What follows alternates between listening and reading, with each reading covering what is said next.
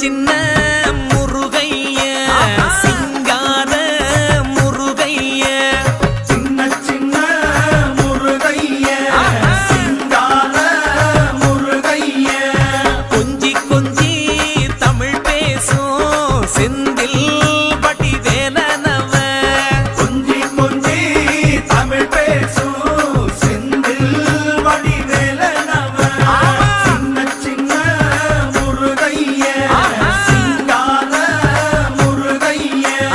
கொஞ்சி கொஞ்சி தமிழ் பேசும் செந்தில் வடிவேலனவ